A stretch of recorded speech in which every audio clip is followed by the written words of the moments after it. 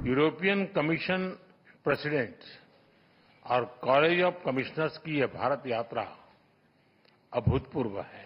भारत और ईयू की 2 दशकों की स्ट्रेटेजिक पार्टनरशिप नेचुरल है, ऑर्गेनिक है। हमारी पार्टनरशिप को एलिवेट और एक्सेलरेट करने के लिए कई महत्वपूर्ण निर्णय लिए गए हैं। टेक्नोलॉजी और इनोवेशन के क्षेत्र में एक ट्रस्टेड और सिक्योर वैल्यू चेन हमारी साझी प्राथमिकता है। Your excellency, president of the European commission, European college of commissioners, सभी डेलीगेट्स, मीडिया के साथियों, नमस्कार।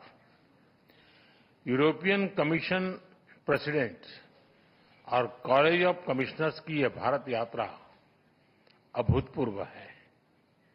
ये केवल भारत में यूरोपियन कमीशन की पहली यात्रा नहीं है, बल्कि यह किसी भी एक देश में यूरोपियन कमीशन का पहला इतना व्यापक एंगेजमेंट है और साथ ही कमीशन के नए कार्यकाल की सबसे पहली यात्राओं में से एक है।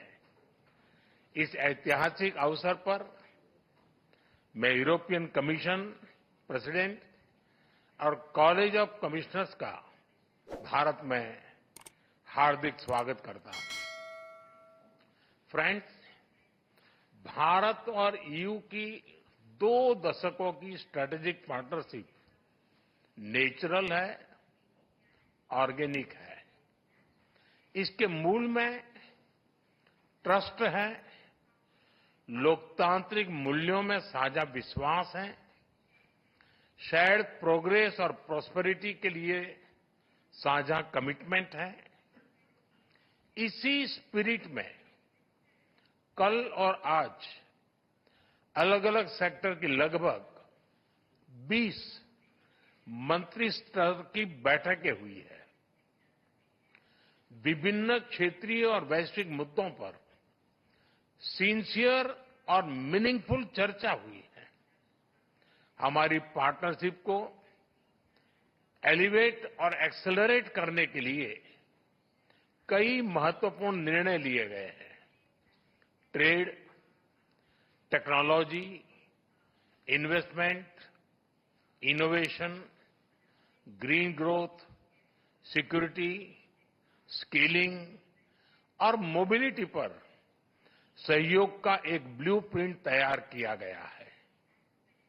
हमने अपनी टीम्स को एक पारस्परिक लाभकारी बायलैटरल फ्री ट्रेड एग्रीमेंट को, एफटीए को इस वर्ष के अंत तक संपन्न करने का निर्देश दिया है।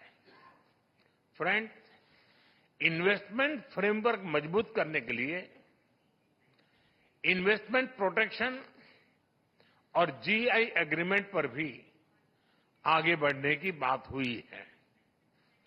टेक्नोलॉजी और इनोवेशन के क्षेत्र में एक ट्रस्टेड और सिक्योर वैल्यू चेन हमारी साझी प्राथमिकता है। Semiconductor, AI, high performance computing और 6G में सहयोग बढ़ाने पर भी सहमति बनी है। हमने एक स्पेस डायलॉग शुरू करने का निर्णय भी लिया है।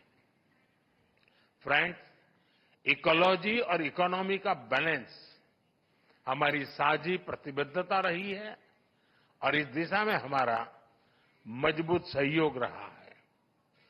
हमने ग्रीन हाइड्रोजन फोरम और offshore wind energy business summit करने का निर्णय लिया है।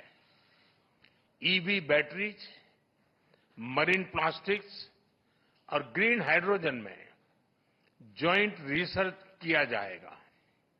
साथ ही सस्टेनेबल अर्बन डेवलपमेंट पर हम अपने ज्वाइंट प्लान को आगे बढ़ाएंगे।